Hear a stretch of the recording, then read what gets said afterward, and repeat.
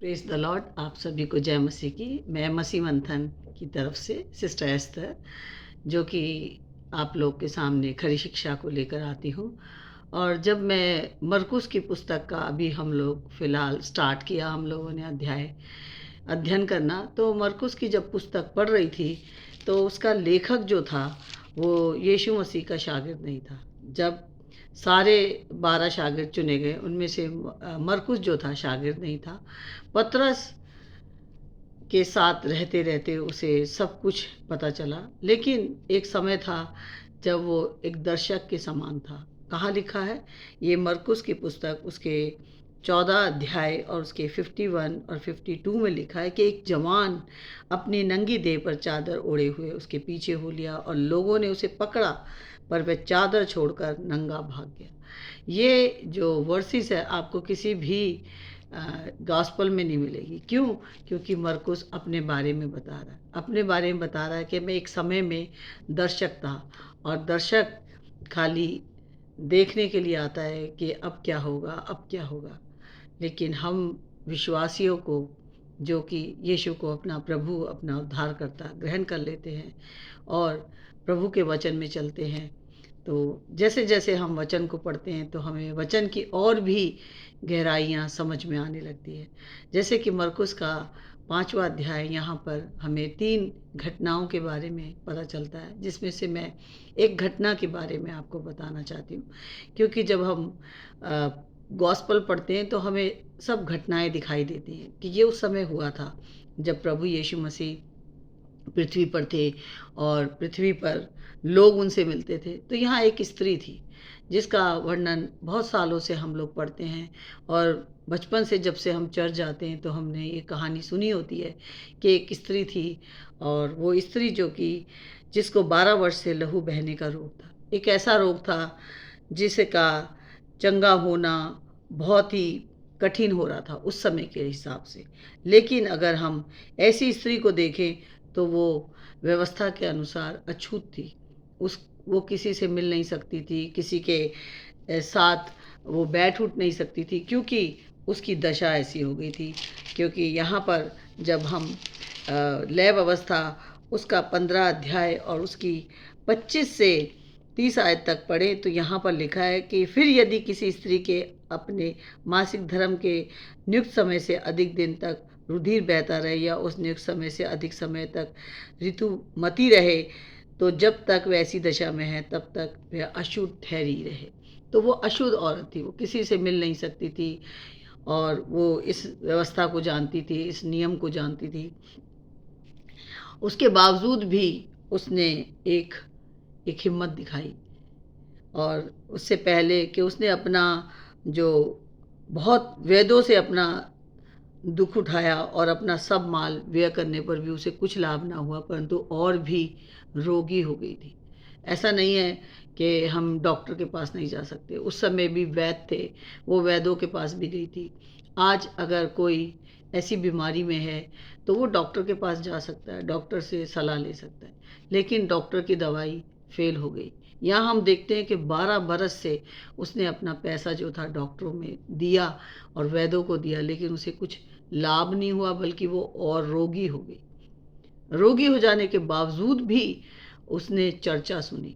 उसने, यहाँ लिखा है, वह यीशु की चर्चा सुनकर भीड़ में उसके पीछे से आई और उसके वस्त्र को छू लिया। भीड़ जिसमें वो जा नहीं सकती, भीड़ जिसमें सारे यहूदी थे, वो भीड़ जिसमें वो अशुद्ध औरत थी, वो यीशु के पास जाना चाहती थी, लेकिन वो फिर भी हिम्मत दिखा के गई और उसके वस्त्र को छू लिया।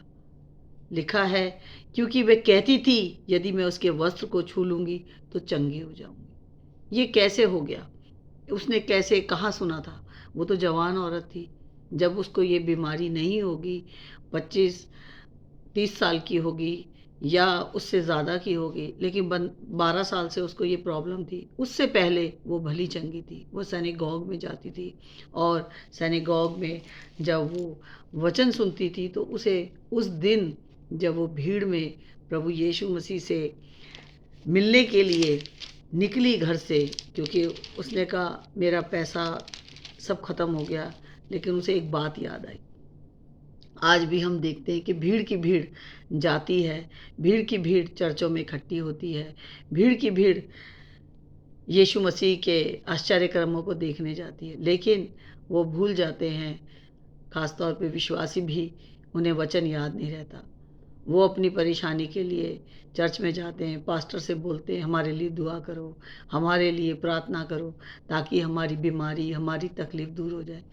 लेकिन वो औरत जो कि जिसने वचन पढ़ा था, और उसने पढ़ा था मलाकी 4 और उसकी 2 आयत में लिखा है, परंतु तुम्हारे लिए जो मेरे नाम का भय मानते हो।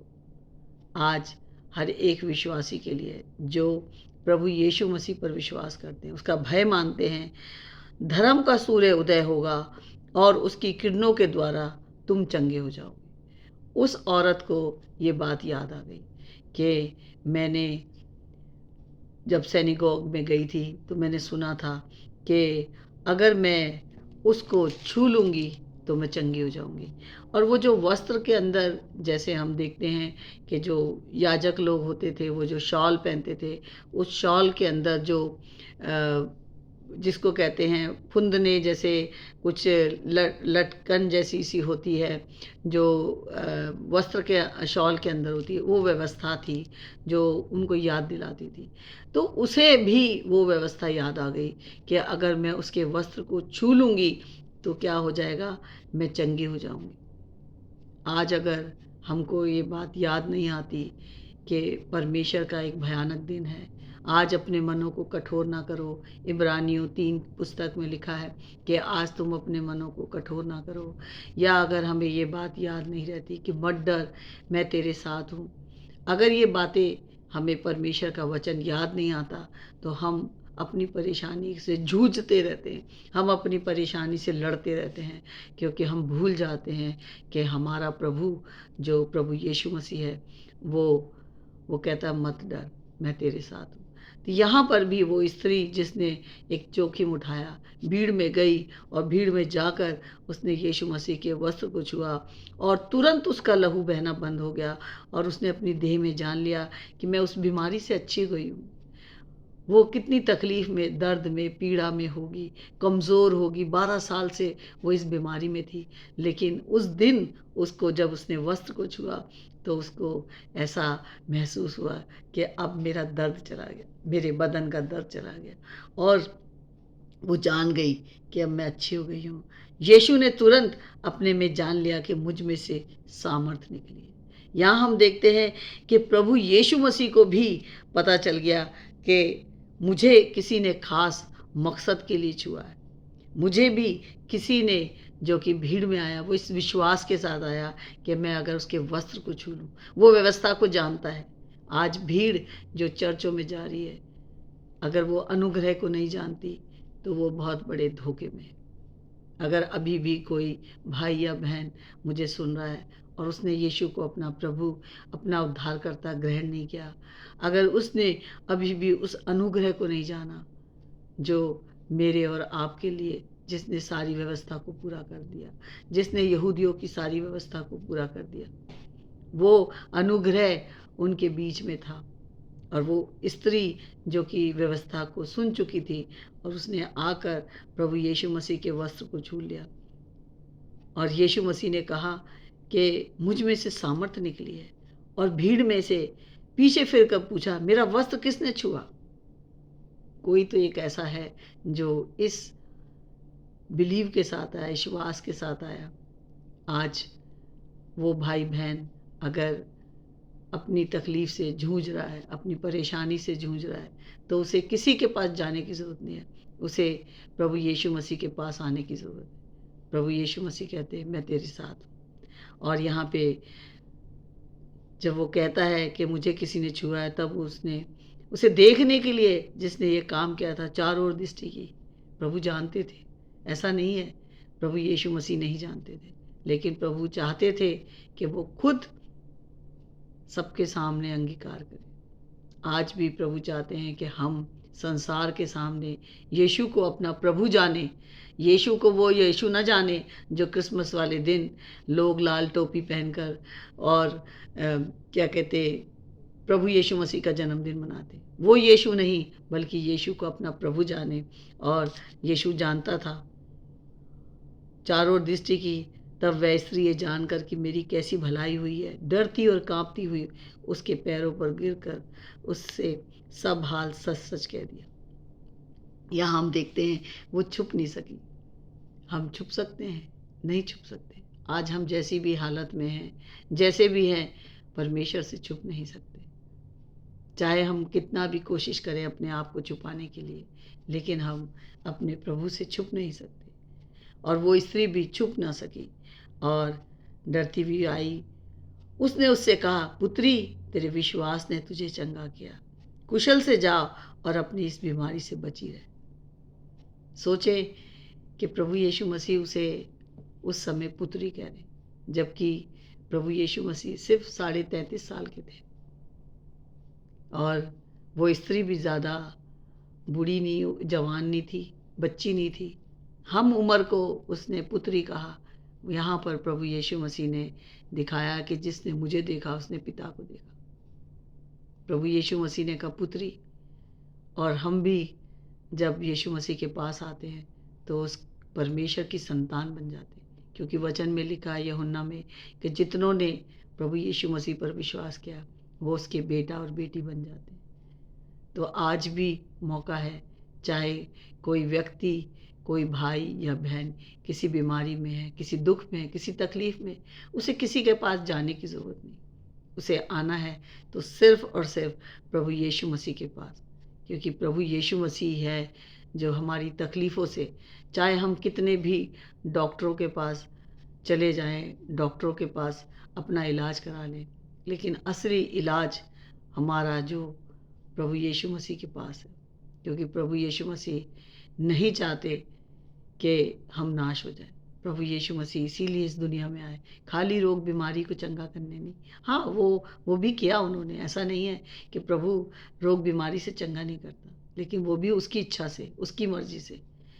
जब हम उसके वचन को पढ़ते हैं और उसके पास आते हैं, दो ही चीज़ें हमें बचा सकती हैं हमारे जीवन में, एक परमेश्वर का वचन और एक हमारा प्रार्थना का जीवन। अगर ये दोनों चीज़ें हमारे पास नहीं हैं तो सफ़र लंबा और कठिन हो जाता है। अगर अपना सफ़र और जो तकलीफ़ें अगर उसे कम करना चाहते हैं तो यीशु को अपना प्रभु, अपना उद्धारकर्ता जाने। आइए हम प्रार्थना करें। महान जीवित पिता परमेश्वर, मैं धन्यवाद करती हूँ सुंदर वचन के लिए कि सच में प्रभु जी उस औरत ने जो वचन पढ़ा था मलाकी 3, उसे याद आया। ऐसे ही हर एक विश्वासी को आपका वचन याद होना चाहिए। आपने कहा है मत डर, दुनिया के आखिर तक मैं तुम्हारे साथ हूँ। प्रभु यीशु, हमें आपने हमारे गुनाहों के अनुसार हमसे व्यवहार नहीं किया, बल्कि हमारे गुनाहों को अपनी पीठ के पीछे फेंक कर हम पर अपनी दया और करुणा की। उसके लिए मैं धन्यवाद करती हूँ। और प्रभु जी यही प्रार्थना करती हूँ, जो भी बहन भाई अगर दुख से, तकलीफ से, परेशानी से, पीड़ा से इस समय जूझ रहे हैं, तो उनके पास सिर्फ एकमात्र नाम है जो सब नामों में आला है, प्रभु यीशु मसीह। होने दे कि हर एक व्यक्ति सच्चे दिल से अपने गुनाहों से तौबा करे और आपको अपना प्रभु, अपना उद्धारकर्ता ग्रहण करे। यीशु मसीह नासरी के नाम से, आमीन।